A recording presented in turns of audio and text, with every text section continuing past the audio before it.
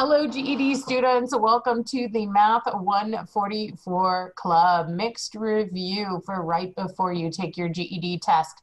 Today, we are going to be going over the dreaded non-calculator section of the GED.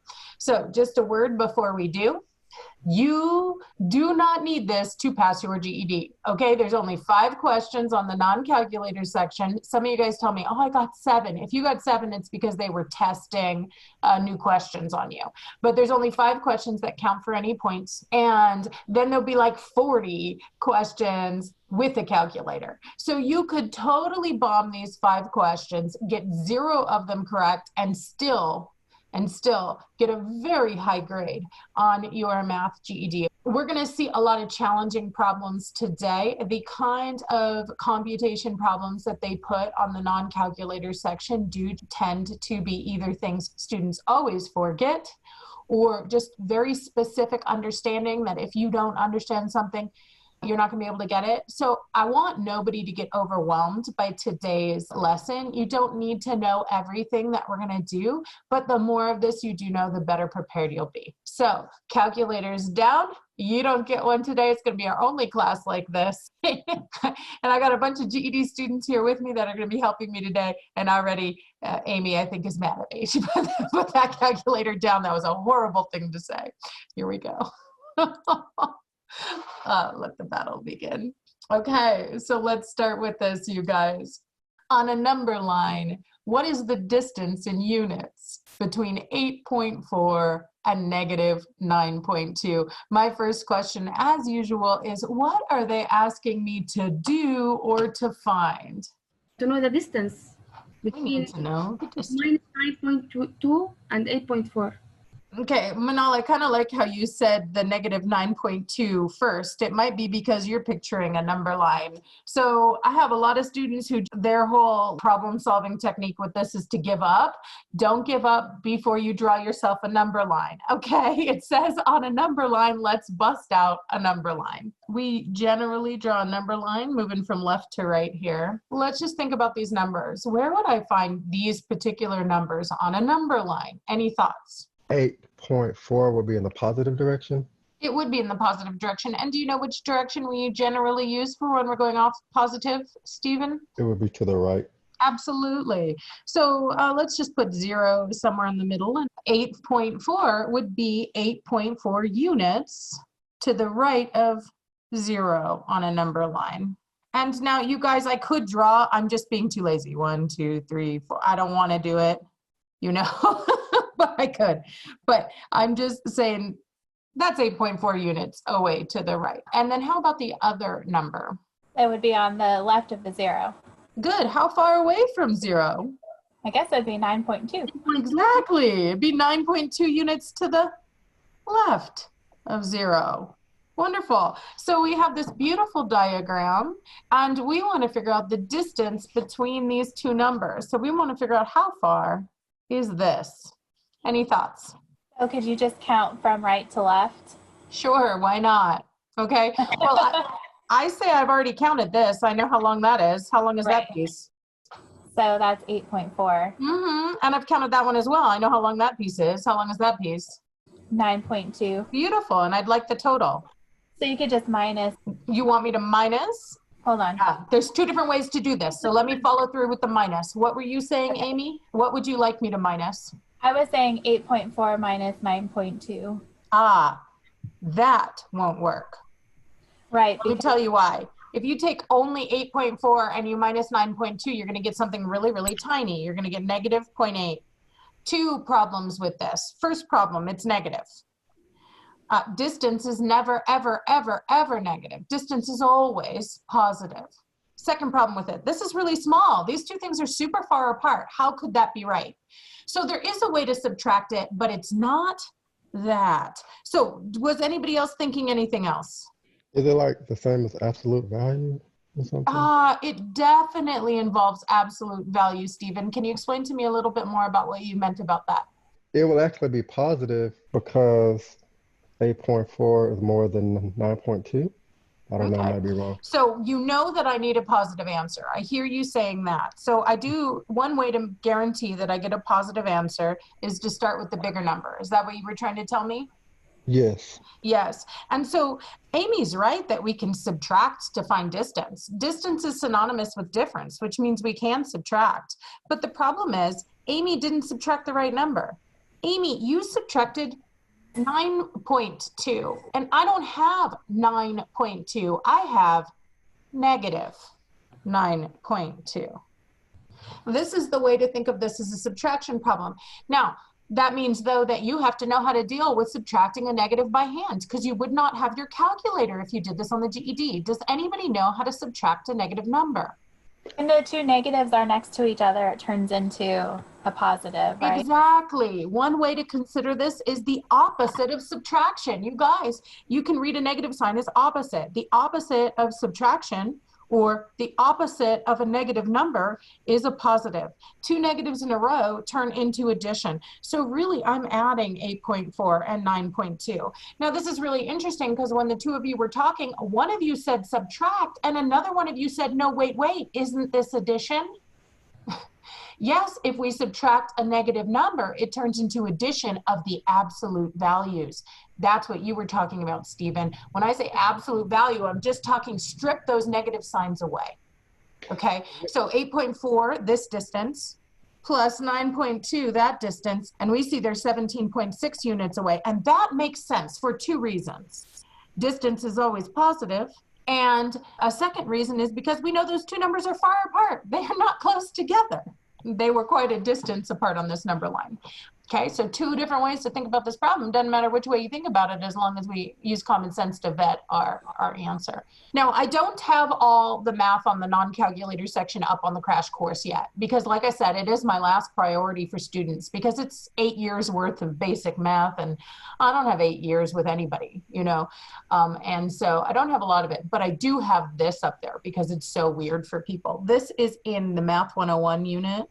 And the video or the lesson page is Intro to Integers and Absolute Value. And I put it on there because it's important to understand negative numbers and absolute value in order to be successful in algebra. Even if you don't know how to do all the computations with them, you need to have some basic understanding.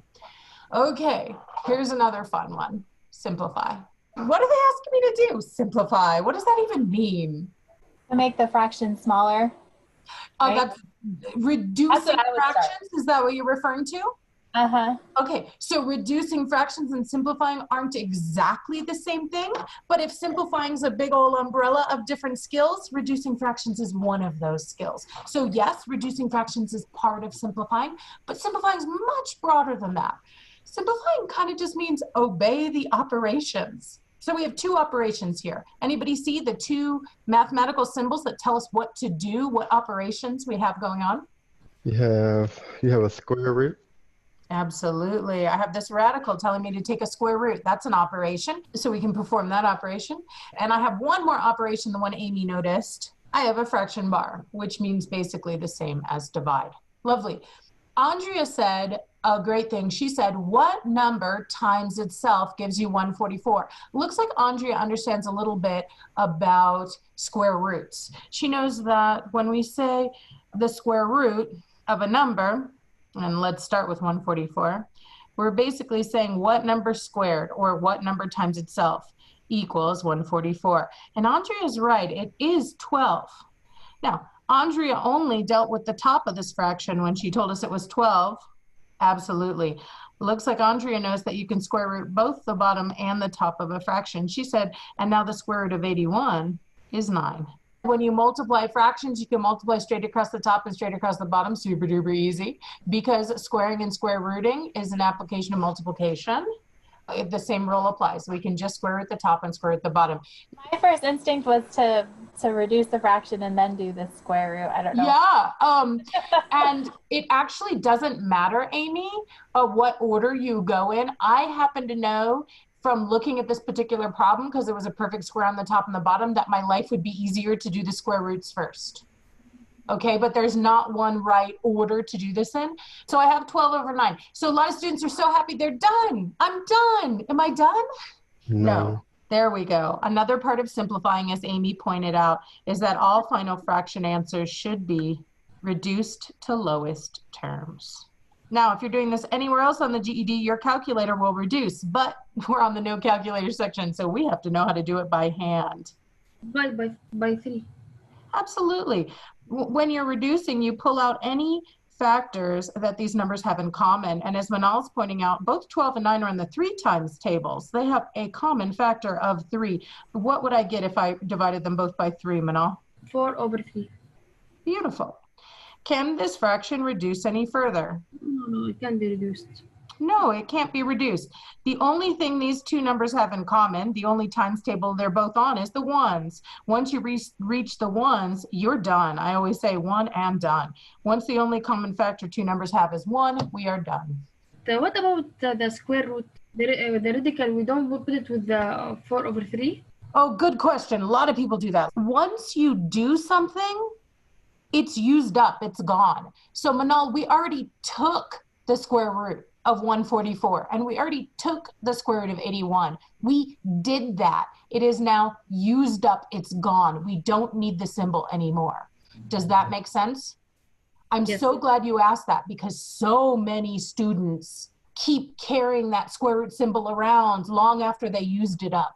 This is a really intimidating one for most students. 2 things that scare us in one problem. We're scared of fractions, we're scared of square roots. Oh, this one's just basically getting past the puke factor to use the skills you know. Okay, find the quotient of 357 thousandths divided by 3 4/10.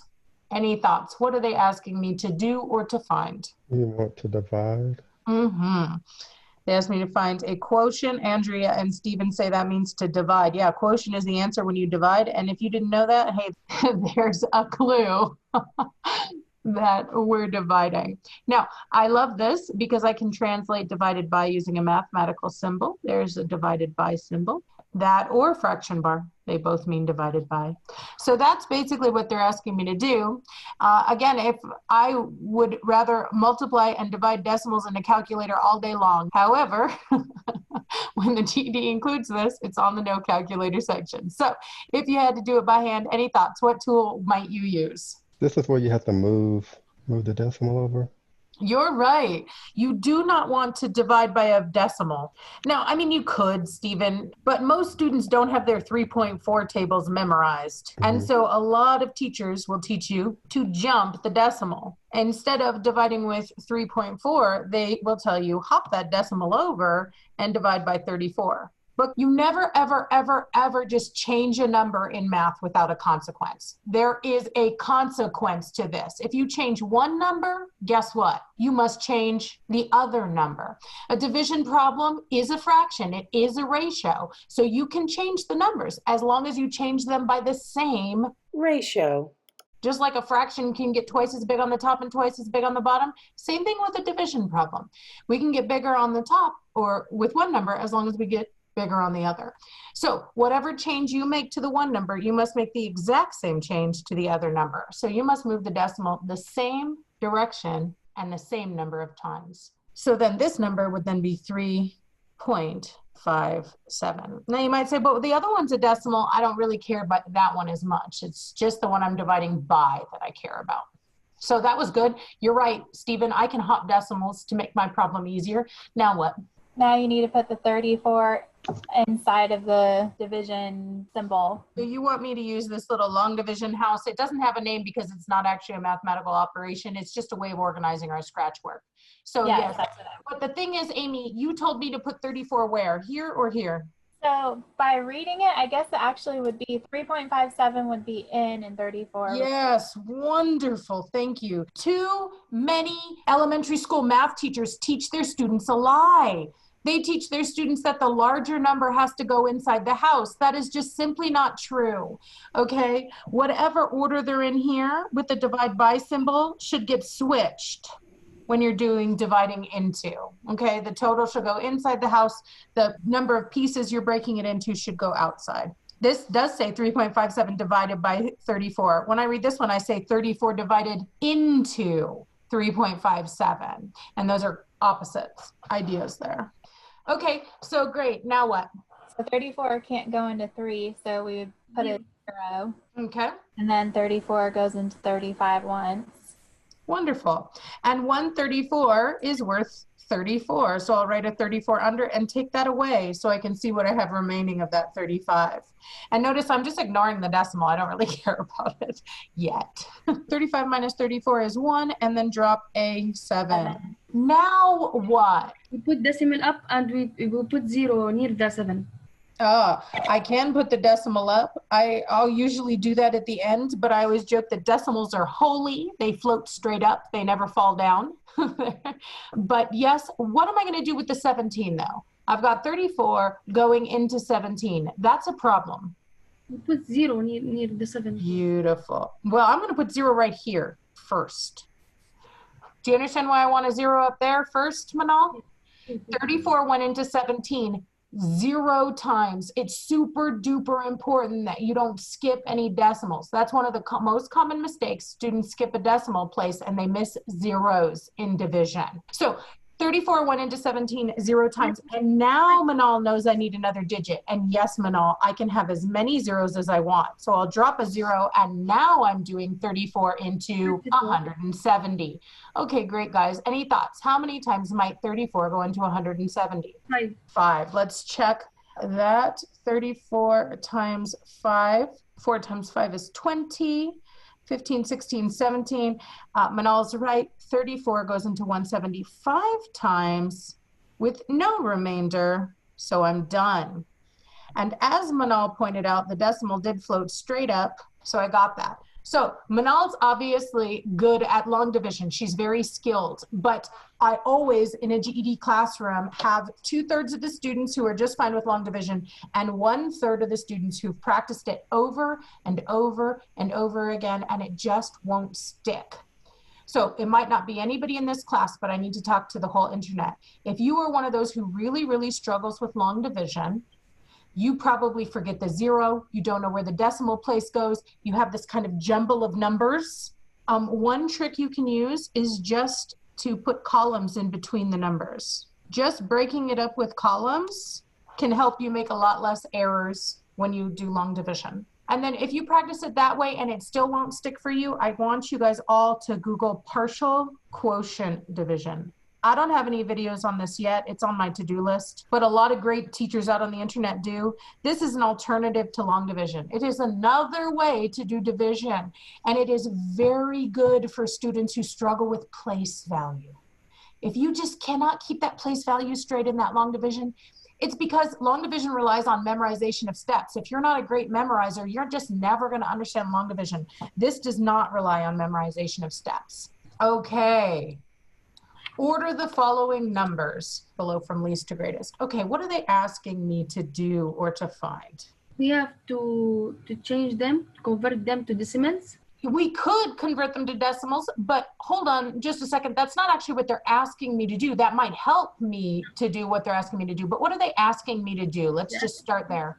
From the smallest to largest. There we go. Just put them in order.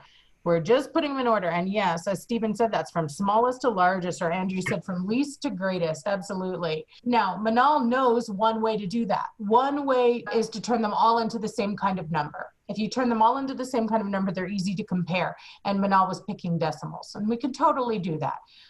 Sure. But Manal, I'm so lazy. I don't like dividing with decimals. It's not usually the way I do this problem, but it works. Okay. So don't get me wrong.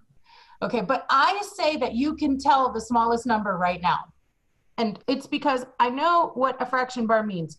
What mathematical operation is indicated by a fraction bar? Division. Division, yeah, guys. What's 5 divided by 2? Just give me an approximation there. 2.5, yeah. Oh, Manal says, see, you are converting it to a decimal. Now, careful, Andrea, I agree with you that it's 2 remainder 1. It means the same as 2 1/2, okay? Now, because 2 goes into 5 2 times with a remainder of 1. That's not 2.1, that's 2 1/2. You don't get a decimal unless you keep dividing. But if you stop at the remainder, you get a fraction. Okay, so 2.5 or 2 1/2. Wonderful. And also 6 over 3. I could divide that. And what does 6 over 3 divide to? 2. Beautiful. So maybe that was what Manal was wanting me to do, convert to decimals there, or at least perform the division. And now I say that you can see which number is smallest. Which number here is smallest, you guys? 1.9. 1.75. Cool. So I hear 1.9, I hear 1.75. Obviously, the ones that are 1 and something are smaller than all these ones that are 2 and something. So there's my 2 smallest numbers. Now, Manal says 1.75 and Amy says 1.9, and a lot of students struggle with ordering decimals. And so what I want to do is we make the false assumption that value is based on length. Okay, value is not based on length. It's based on where my numbers are in the place value system. So if you're one of the people who struggle with that, line the 2 numbers up at a decimal. Then you can have as many zeros as you want in order to compare it. Notice, Amy, even though there's only one number there, that 9 is in the tenths place. It's like I have 9 dimes. This is like I have $1.09. This one I have $1, 7 dimes, and 5 pennies. In which case would I have less money? 1.75. Absolutely. So watch out for that really common student error of thinking that a short number is worth less. And then I get 1.9. Okay, now I have a bunch of numbers that are 2 and something. So what number of these next 3 is the smallest? Would it just be 2? It would be 6. Yeah, 6/3 is just 2. It's 2 and nothing.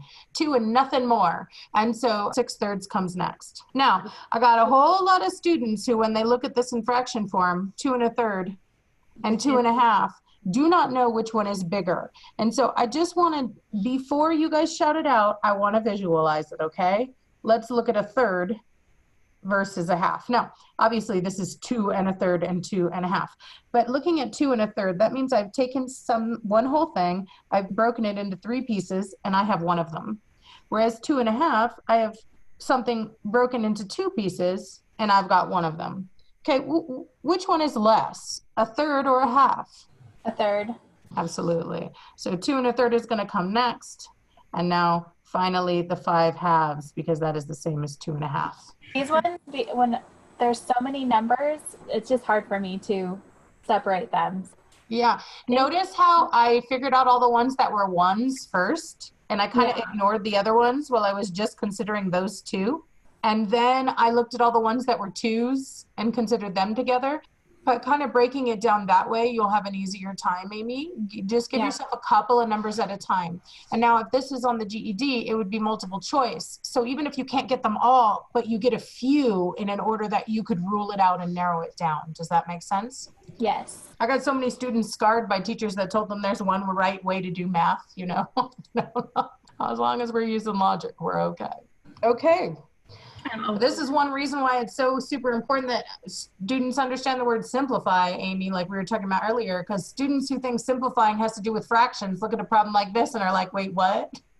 Okay, so directions again say to simplify. And once again, simplify is just to perform the operations that you see. Obey these symbols. What operations do you guys see in this problem? I see subtraction. Absolutely. I see 2 more operations. Anybody else see another operation? Exponent?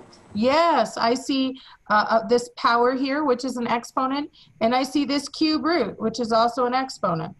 Beautiful. Okay, we know when we simplify, we have to follow the order of operations. So we better handle our exponents before we can handle our subtraction. Exponents happen before subtraction. So let us look at our exponents. Now they're totally disconnected. They don't share any numbers, so we could deal with whichever one we want to first. Which one looks like you want to tackle it, and how would you tackle it? So if you do the exponent first, it's 1 by... Well, they're both exponents, Stephen, so it won't matter which one I do first. Oh, I forgot. But I sure can do that one first. So 1 to the 4th power. Stephen already knows that's 1. I'm so glad you said 1 and not 4, Stephen. Most students say 4, but yeah, 1 to the 4th power means the same as 1 times 1 times 1. So Stephen, I used to make that mistake though when I first learned this stuff. I used to do it. I used to make 4. Yeah, a lot of students do. So 1 to the 4th power is just 1. Haven't touched my subtraction yet, so it's going to drop. But there's another exponent over there, and now it has come time to face the gross, guys. Any thoughts? The cube root of negative 125. What are they even asking me to do? What's a cube root? Anybody know what this little symbol means? A number times itself 3 times. Beautiful, Amy. You are totally using the concept of inverses. So we had already said that square and square root were opposites. So one way to think about the square root was what number times itself 2 times? Yeah. So cube and cube root are opposites. So yeah, if I say the cube root of a number, I'm saying what number cubed would give me negative 125 in this case, or what number times itself 3 times would give me negative 125. And there's only 2 ways to figure this out. Either you have it memorized or you guess and check. So does anybody have this memorized? Yeah, no. So we guess and check. Anybody care to make a guess? What number do you think times itself 3 times would give me negative 125? 5. Wait. 5. Okay. Now I heard 2 answers so far that I like. I've heard 5 and I've heard negative 5. Okay. Let's go ahead and which one shall I test? Because all we can do is guess and check. What do you think, guys think? Negative Yeah. 5. Okay, let's check negative 5 and let's see what happens. So negative 5 times negative 5 is positive 25. And then multiplying that by another negative 5, well, let's count by quarters. 25, 50, 75, 100, 125. And when you're multiplying, one negative will stick around. Great, you guys figured it out. The cube root of negative 125 is negative 5. Gorgeous. So we simplify our exponents. Now we can do our subtraction. So negative 5 minus 1 is negative 6. If I'm already in debt $5 and then I spend another $1, now I'm really in trouble. I'm down $6. Okay, what is the difference from 0 to point A on the number line below? Okay, guys, what are they asking me to do or to find? Difference from 0 to 8.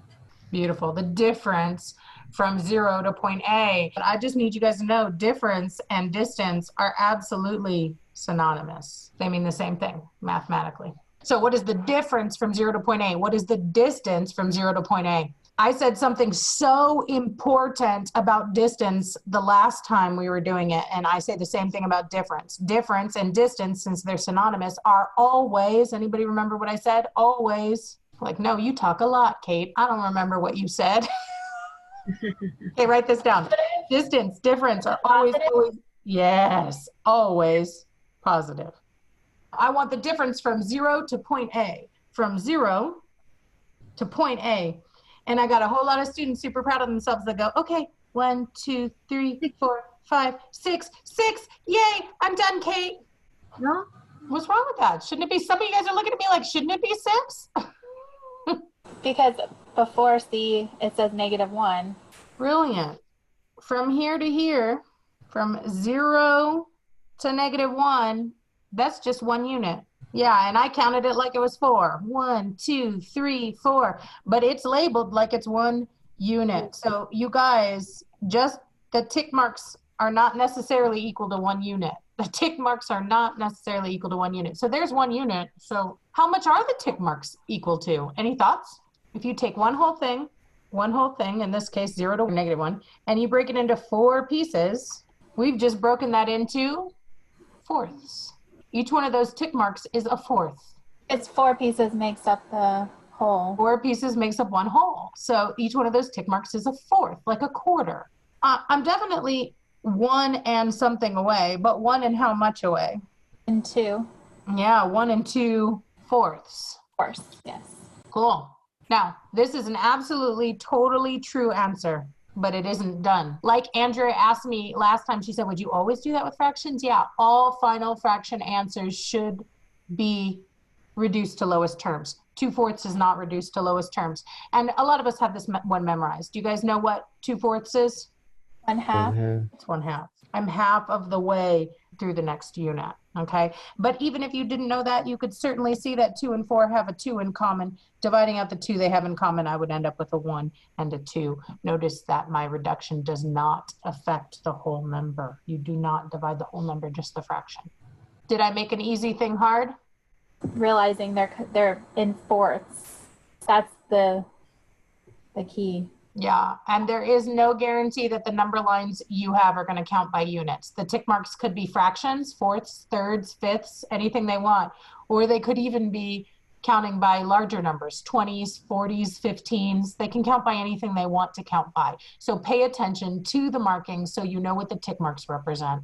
Again, if this was on the GED, it'd probably be multiple choice. So you could use some of that common sense reasoning to pick out a decent answer. Yeah, Amy's like, I love me some multiple choice. Okay. I remember this was in the Kaplan book, and I struggled with it at first. And if anybody's seen me in the chat, I do not like the Kaplan book, but I'm glad they have this in it because it's always on the test. In fact, I made the crash course because I don't like the Kaplan book. Okay. So I hate the Kaplan book so much, I spent thousands of hours making a crash course for no money. Okay, it's free. But some students love the Kaplan, so you know, to each their own. The best tool for you is the one that works for you. So there you go. It's not like the Kaplan gives you bad information or teaches you lies or something. It's not that. But you know, there's students who hate my videos. They absolutely hate my videos. Kate, would you get to the frickin' point? Just tell us the steps. Why do you take so long to explain? To each their own. Those people have way too good memories. They are good memorizers, exactly. Good memorizers hate my videos because they already have all this crap memorized. Why do you need to explain it? I need it to be explained. Me too. If I don't understand it, I won't remember it. I need to understand it. So let's find the product of 2.6 or 2 6/10, let's speak like mathematicians, and 547 thousandths. What are they asking me to do or to find? Product means to multiply. Bingo. A product is a multiplication expression or its answer. This could come up here, but it also comes up in algebra, whether it's in basic math with decimals or it's in algebra with, those are binomials. If they tell you to find the product, they're asking you to multiply those two things, whatever they are. So they are asking me to multiply these two numbers. So I'll just translate that into math. Again, I don't get my calculator, which is how I would usually prefer to multiply decimals, which means I got to do it by hand. How would you guys attack doing something like this? I would put the 0.547 first. I would too, not because it's larger, it's not, but because it's longer. And when you're multiplying longer numbers on top, just are simpler. Okay. And then I'm going to put 2.6 next. Now, a lot of students don't know where to put that 2.6 because they mix up all those lovely rules their teacher taught them. Sometimes we line up at the decimals, sometimes we don't. We don't know what to do. Any thoughts? You can just put it underneath because it doesn't matter when you're multiplying. Beautiful, Stephen. Thank you. It does not matter when you're multiplying. Every digit is going to multiply with every other digit anyway. Don't be lining things up and adding zeros and making your life harder. Zeros all over down the side of your page. You guys are so confused. I joke around and call multiplication decimal denial. You can just ignore them at first. Okay, now what? So you'd start with 6 times 7. Beautiful. Let's start passing out that first digit. 6 times 7 is? 42. 42. I'm super glad Amy knows her times tables. I don't know them that well. Okay. Well, I'm just going to tell everybody on the internet that if I wanted to do 6 7s and I didn't have that one memorized, because that's one a lot of people don't, one way I could do that is just to do 6 7s and add them up. And this is my little quick trick to add 2 at a time. 14, 14, and 14. And I can very quickly say that's 12 and that's 42. I just added up 6 7s and got 42. So if you don't have your times tables memorized, it's not the end of the world. Now what? 6 times 4, 24. Exactly. We're going to keep passing that 6 out. 6 times 4 is 24. Add in those 4 from before. So 25, 26, 27, 28, and carry the 2. Wonderful. Now 6 times 5 is 30 plus 2 is 32. Andrea's got it too. Okay, you guys, most people are good with that part of multiplying, but they make a little silly error here. So what do I do now? Drop a 0. Drop a 0. Beautiful. Every time you move over a decimal place in math, you're getting 10 times as big. So we need an additional 0 there to account for that 2's place value. Now I can multiply. 2 times 7 is? 14. 14, carry the 1. 2 times 4 is 8, carry the 1, that's 9. 2 times 5 is 10. And now what do I do with the 2 numbers I get? Add them. Add them up, exactly. Whether you realize it or not, that's the distributive property. You can multiply in parts and add up the answers. 2 plus 0 is 2. 8 plus 4 is 12. Carry the 1. 2 plus 9 is 11. Plus 1 is 12. And 4 and 1. And the time for denial is over, you guys. It's time to face facts. This was a decimal problem.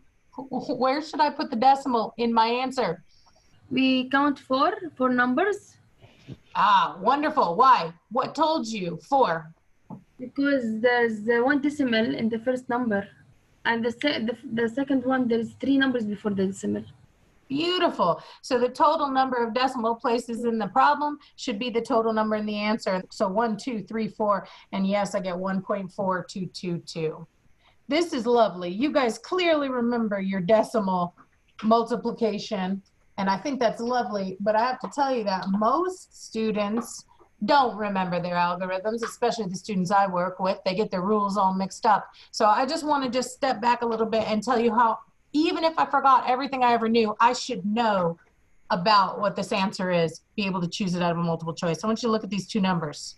Yeah, I got 2.6, but then look at this number, 0.547. You guys, that's about a half, isn't it?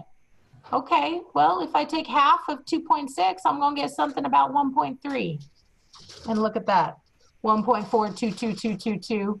So even if I am no good at my step-by-steps, I can use my common sense to pick a good answer out of multiple choice. Half of 2.6, yeah, and I have a little more than half, and I have a little more than 1.3. And that's the thing. We can all make mistakes. So that's why it's good to have that common sense to go back. Do you know how many of my friggin' videos I make a mathematical mistake in? It's very humbling. So the math teacher who does math 10 hours a day can make stupid mistakes. We can all do it. Okay. So which values of the variable would make the expression below undefined? This is one of those things that I say, if you don't know what the heck they're talking about, you got no chance on the GED. So let's start with just translating this. What are they asking me to do or to find? What's make the expression undefined? Mm-hmm. And they do say which value of the variable. We know the word variable means the letter. So they're basically saying, what would M have to be? 0. To make the expression undefined. So I heard 0, and I'm going to deal with that in just a second, but let me make sure everybody knows what it means for an expression to be undefined first. Because if you don't know what that means, you're like, well, what? Anybody know what it means for an expression to be undefined? Is that when you don't get an answer at all or something? Yes, when you don't get an answer at all. So the idea is that there's some things that just don't exist. If I say it's undefined, that means there's no answer. Like I broke math. And so now let's speak to the 0 part. There's something super important about fractions in 0. Does anybody know what that is? When the denominator is 0, it becomes undefined. Exactly. You cannot divide by 0. We've never done it. Not since we started dividing back in 3rd grade. We have never divided by 0, y'all. And so as Manal knows, when you're looking at a fraction, like this says 4 divided by 3. This is the number I'm dividing by. So since we cannot divide by 0, we can never take something like 4 and divide by 0. This will not work. Now, this is the one time in our lesson today, I actually want you to pick up your calculators. Do me a favor, pick up your calculators for me. Just humor me for a second. I want you to take 4 and divide by 3. What do you get? 1.3333. 1.333. Now try it the other way around. What if I take 3 things and divide them into 4 pieces? What do I get? 0.75. Beautiful. Now let's take 0. I got no money and I'm going to share it between me and 4 of us. 0 divided by 4 is? 0. 0. Okay, now finally we'll do what Manal wanted us to do all along. Let's take that 4 and try to divide by 0. What does your calculator tell you? Divide by 0, error. Yeah, your calculator says you can't do that. No, you have been prevented, okay? And so that's the idea here. We cannot divide by 0, which means, as Manal pointed out, that the denominator of my fraction cannot equal 0. Now, this is a complex little denominator with a lot going on, so we have to think, what value for m might turn this whole denominator into 0, which would then make this fraction undefined? Any thoughts? I would think the minus 11 because that would cancel out the 11. Yeah, so what she's noticing is if we plugged in negative 11 for each of these m's, that negative 11 plus 11 would turn into 0. And 0 times negative 11 is 0. That would give us a 0 on the bottom of the fraction. Yeah, negative 11 is definitely one of the values that will turn this sucker into 0. But is there anything else? The 0. The 0 would work as well. Let me show you what Manal means. So again, if I'm looking at just this part, if I put a 0 in for m, I get a 0 out here and 11 there, and 0 times 11 is 0. You're right. The 0 will work as well. So now, Manal, that brings me down to B and D. So Manal says B, though, not D. A lot of students want to tell me D because they look up here. And they say, but 4 minus 4 would give me 0. What's going wrong with that student's thinking? Well, it was only the denominator that couldn't be 0, right? We were totally cool with there being a 0 on the top of a fraction. That was fine. It's just the bottom of a fraction that can't contain a 0. So don't get distracted by this answer. These are the two numbers that would make the denominator 0. Yep, I thought it was D. Mm-hmm. And that's why they say this is a reasoning test. You're not going to be able to just memorize. It would be really hard to just memorize all the different kind of problems that come up on the GED. You really have to have this understanding that we can't divide by 0.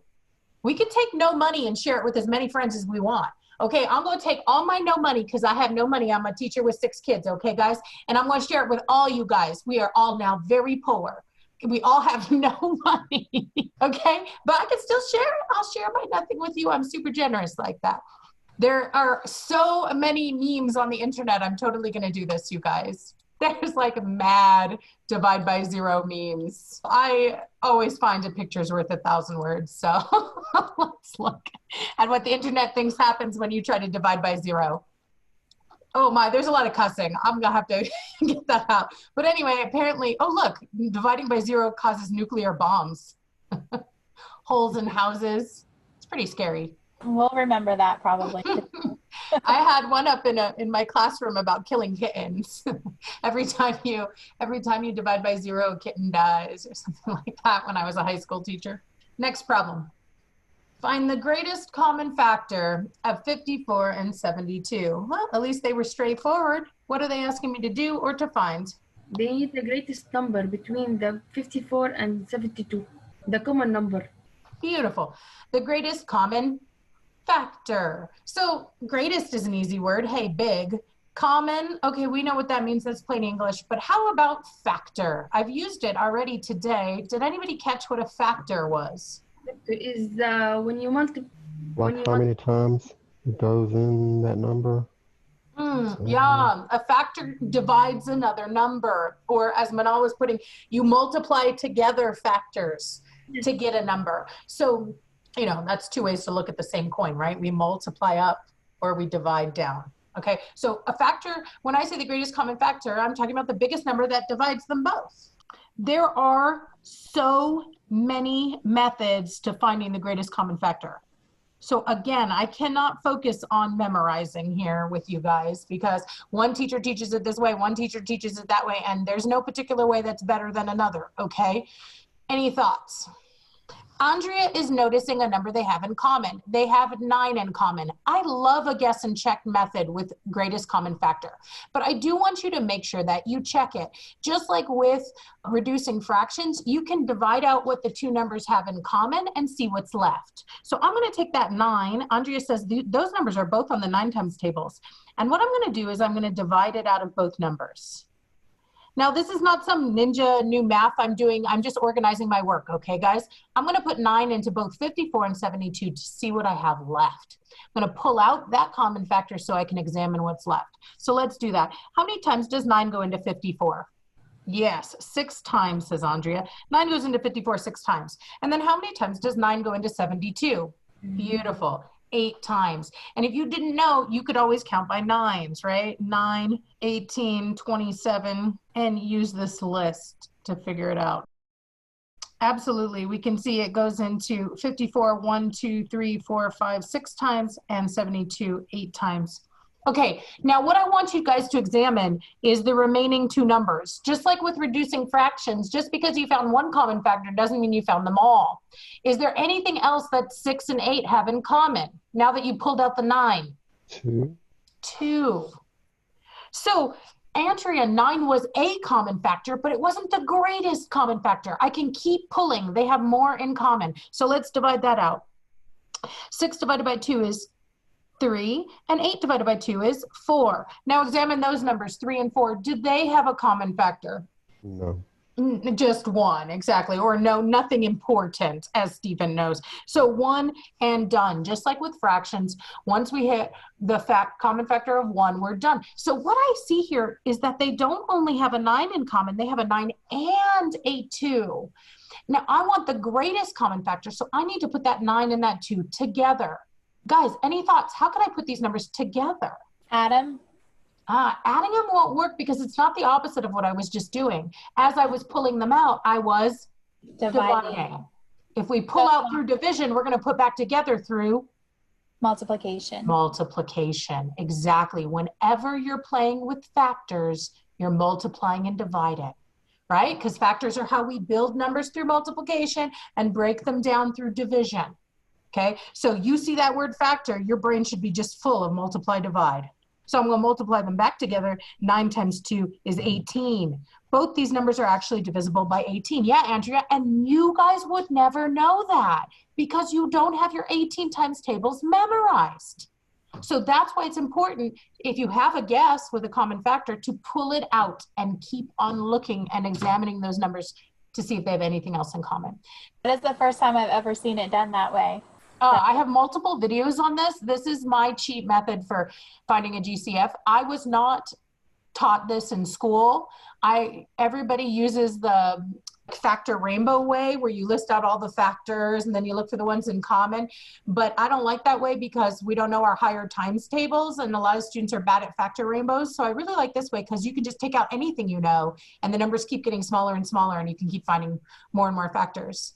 So some students wouldn't have known 9 like Andrea did. They might have just gone, oh, those are both even. I can pull out a 2. So even if you started with 2 and then pulled out a 3 and then another 3, we'd get to the same answer. So I love ways that'll work regardless of the times tables facts that you know, because most of my students struggle with times tables. You guys are very good at times tables compared to my usual GED student. And Kate, could you see the multiple choice and automatically just take out anything that's not even? And then yes, absolutely. Yes. Even numbers will always be divisible by something even. And so if it wasn't even, it wouldn't be big enough because it wouldn't be accounting for everything. So and then you could take the 2 and then plug it in or whatever. Or you could just look at the multiple choice guess and start trying them. Does it divide by 18 and use long division? So lots of ways to attack this problem, not one right way. But I like this. The reason why I like this is because I can start with any guess. Andrea made a guess. I started with it and saw what happened and saw that she was partially right, but we just weren't all the way there yet. And it's also the way I prefer to reduce fractions, one little chip at a time until we're done.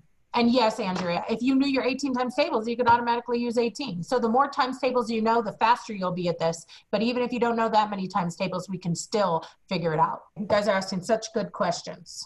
On the YouTube channel, I have multiple videos on this. I call it the Gcf Cheat Method. It's not really cheating, but anytime I say cheat method, people are like, ooh, that sounds good, let's cheat. Yeah, if you search that on my YouTube channel, it's really hard to find videos on my YouTube channel because I have like 700. They won't even all show up, so it's important to know how to search for what you want. Kind of GED questions, I hate it. You hate this. Okay. So let's not know how to do everything. Let's just figure out how to do something. Okay, that's my clue for this one. So let's go take a look. What value for x would make the equation true? This is non-calculator section. I wish it was on the calculator section, but it's not. So this is one of the few algebra ideas that we could see on the non-calculator section. Now, take a look at this. Any thoughts? Even if we don't know everything to do, is there something we can do? Is there anything I could do to make this simpler, guys? 4 times 4 exponent 3. Yeah, I could simplify this expression.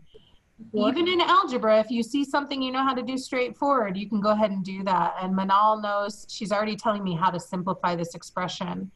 She's saying it's a cube root of 64. So I'm asking what number cubed would equal 64, or what number times itself 3 times would equal 64. And Manal, what was your guess for? 4. Manal probably has these memorized, but for the rest of us, let's check Manal's guess. 4 times 4 is 16. And if I were to multiply that 16 times another 4, would I get 64? Let's see, 24, 4, 5, 6. I would get 64. Manal's right. The cube root of 64 is 4. My life just got a heck of a lot simpler. Okay, so Manal, you have the skills for this. You just got overwhelmed when you first saw it. So even if you don't know everything to do, do something. Okay, so we did something, and now our life is a lot easier. Any thoughts now? Now what times itself equals 4? Absolutely. What number times itself equals 4? That's what this says. It says there's a number that if you square it, you'll get 4. There's a number that if you multiply it by itself, you'll get 4. And Andrea says that's 2. Absolutely. One of the right answers here is 2.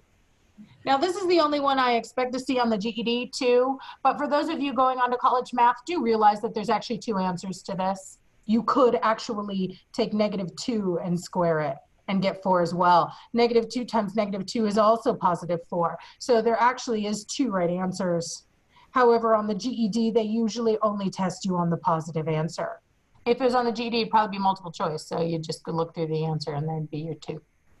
Okay, you guys are doing great. I'm really taking you through the paces with the non-calculator section. I think this is the hardest of all the things we'll do. The non-calculator section is challenging.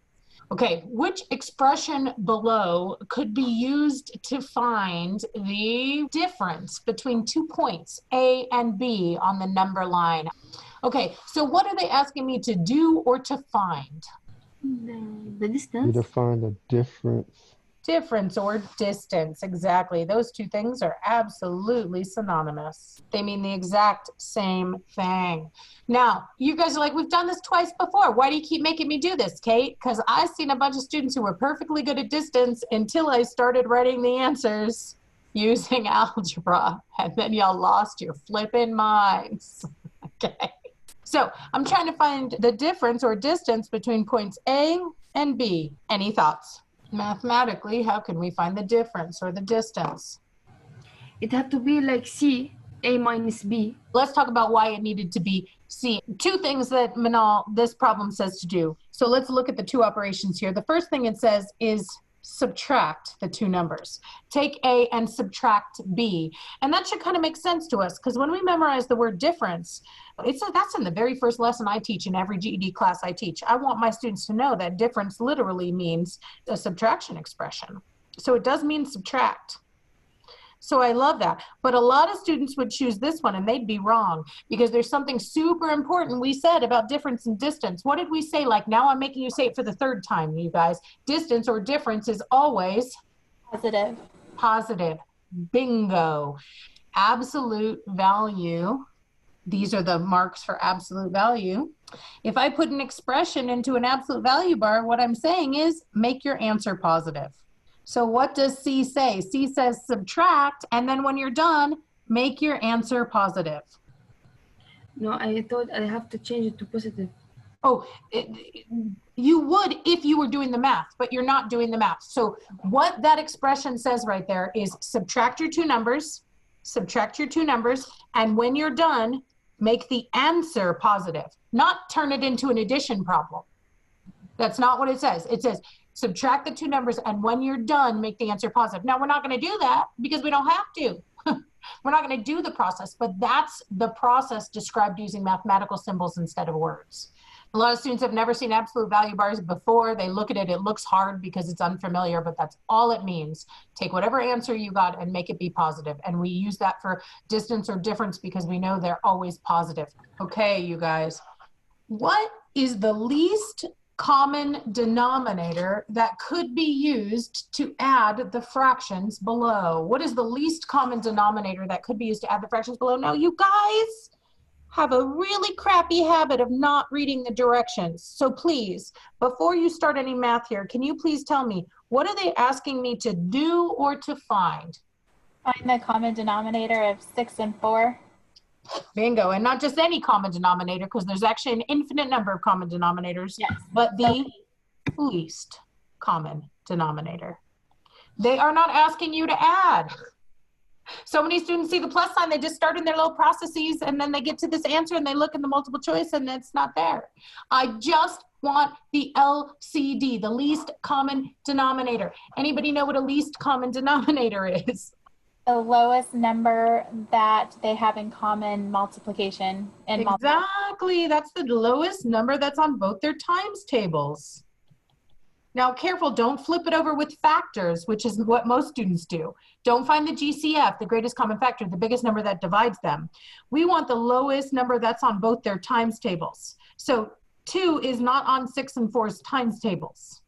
That is the GCF, the greatest common factor. I don't want the GCF, the greatest common factor. I want the least common denominator, also called the least common multiple. It would be 12, right? There you go. And one quick, easy way to do it is with their times tables. The first number that's on both 4 and 6's times tables is the number 12. Now, there's lots of numbers they have in common. I told Amy they have an infinite number of things in common. You know, I could keep going and find lots more. I could keep going on forever and ever and find tons of multiples that they have in common, but I don't want them all. I want the least one, the smallest one. So it's the first number they have in common. And yes, the answer here would be 12. Now, if you said 2, don't feel bad, but realize that you just mixed up the skill for finding the greatest common factor with the skill for finding the least common multiple. You're mushing up your algorithms again. That's why it's so important to understand what you're looking for here. Okay, so the first number on both 6 and 4's times tables is 12. That is the least common denominator. Oh, we needed something like this, you guys, a nice little break. Evaluate the expression. Okay, what are they asking me to do? I guess we have to work with the exponents. Yeah, evaluate the expression is just like simplify. They're just telling us to perform the indicated operation, do the math with the symbols you see. And Manal is right. We have 2 kinds of operations here. We have addition and we have exponents. And we do exponents before we do addition and subtraction. So let us tackle those exponents.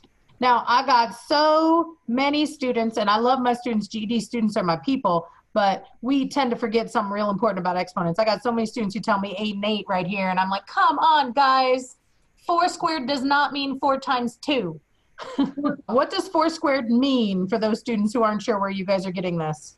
It means 4 times itself. Yeah, 4 times itself. Exactly. It's a shortcut for repeated multiplication. So what is 4 squared or 4 times 4? 16. 16. Gorgeous. Okay, and then 2 to the 4th power means the same as? 2 times 2 times 2 times 2. Mm-hmm. Now, I am really regretting my life decisions because I happen to give you one that's the same. They aren't usually the same. It's only these guys that are going to work this way. But this one's also 16. But just because like 3 squared is not the same as 2 to the 3rd power, okay, you guys? Just because it's the same 2 numbers doesn't mean you're going to get the same answer. This is just a coincidence. Okay, then 16 plus 16 is? 32. 32. To be honest, the non-calculator section was a little harder than I expected it to be. I've never seen... Yeah, it is. So this is what happens, Stephen. Students spend 3 years in GED classes, not you, but a lot of students I know, working on the basics. Then they go to take the GED test. The few questions that are on the basics are more complicated than anything they ever did in class. And then they never spend any time preparing for algebra, geometry. And then they fail their test and they're like, nothing I did in class was on the test. And I'm like, I'm sorry. Now that's not every GED program out there. There's a lot of great ones. I belong to a really good one myself. I'm lucky. But yeah, and that's why I say the hardest part of the whole test is the non-calculator section. And that's why I remind my students that even if you got all of these wrong, you could still get a really high score on your GED. So don't let this intimidate you, okay? Can we do one more like this so you can see that 5 cubed is not the same as 3 to the 5th power? Again, like Manal said, we're going to do exponents before we do addition. So let's start with 5 to the 3rd power. 5 to the 3rd power means the same as 5 times 5 times 5, not 5 times 3. So what would that give me, you guys? 125. Yeah, absolutely. 5 times 5 is 25. And I can totally count by quarters, even if I'm not good at my times tables, because I have money in my pocket in my life. 25, 50, 75, $1.25. Now, 3 to the 5th power. You can only multiply together 2 numbers at a time. So 3 times 3 is 9. 3 times 3 is 9 again. And I still have that last times 3. 9 times 9 is 81. Times 3, what is that? 240 and 3, 243. Then Amy went ahead and added these already because she's ahead of us all. 8, 6, 368. I just wanted to make sure I was doing it right, so I did it quickly. No, that's cool. My students do that to me all the time. I'll be over there like, what are you talking about? Then they're like, Miss, I'm 3 steps ahead of you. Oh, okay. I was not there yet. Which expression represents the distance between the points on the number line? Okay, what am I asking you to do or to find? Find the expression that is on the number line. That represents the distance. Once again, it's like Kate's trying to pound this into your head. I'm trying to think of every possible way the GED could ask about this because it confuses students so much. We got the distance or difference between these points. Once again, I was a brat. I didn't put the answer, which means you can't think about this multiple ways. I put expressions, which means you have to be able to see it my way. Rude. Any thoughts? Is it B? It's going to be a positive. Cool. Well, B gives us a positive, so Manal's got a guess. Let's check. If I dealt with this expression, what would I get? Well, 4 minus 2 is 2, and then the absolute value of 2 is 2. Let's evaluate that based on this picture. Are these 2 dots 2 units away from each other? I don't know. Let's count. So let's see. 1 unit, right? That's a unit. 2, 3, 4, 5, 6. And I put B there to blindside you. Most students would guess B. B is not correct. It's fine to guess, but check your guesses.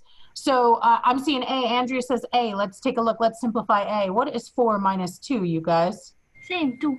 2. Same thing, 2. Those 2 guys are not 2 units away. So again, it's fine to guess, but you better check. Okay. Dang it, I'm down to the 2 It that has to be D. Okay, you say it'd have to be D. Let's take a look. So remember the basic principle that we work inside groupings first. So let's deal with the insides of this expression first. What is negative 2 minus 4? I'm $2 in debt, and then I go down 4 more. Negative 6. Negative 6. And now that I dealt with the insides, now I can take the absolute value. What is the absolute value of negative 6? 6. Exactly. Absolute value bars just say make your answer positive. So are these 2 things 6 units apart? Yes. They sure are. Gross or not, that expression is the only one that's true. You tricked us, Kate. I'm a brat. You So is got the me for GED sure. though. So I'd rather it was me than them, okay? I do want to point out that this is exactly what we said we could do. We could subtract the 2 numbers. So that's what we did. We took negative 2. Negative 2 is one of the numbers. And then we subtracted 4. So we just subtracted the 2 numbers. That's A minus B, like in the last problem. And then when we're done, we took the absolute value of them. Gosh, so many problems. I wanted to make sure I came up with everything that they could throw your way. Okay, here we go. We got this. For which values of X would the expression below be undefined in the real numbers? What are they asking me to do or to find? Yeah, we're looking for a value of X, says Andrea. A value of X that does what? Exactly. That makes the expression undefined. And we already talked about what it means for it to be undefined. It means that it doesn't exist. So if I say undefined in the real numbers, there's no real answer. So I'm saying what if I put it in for X would make this thing not be a real number? Before I go to the answers, let's make sure we know, because we talked about what makes a fraction undefined. A fraction is undefined if the denominator equals to 0. But this is not a fraction.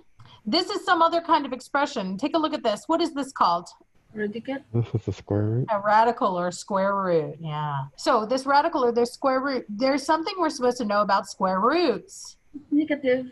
Yeah, you cannot take the square root of a negative number. So this insides, it can't be negative. Again, you could try that in your calculator. Oh, I want to see what happens when we do. Pick up your calculator for me. Let's try to take the square root of a negative number. Do you guys know how to type this into your calculator? Like, let's do like the square root of -1.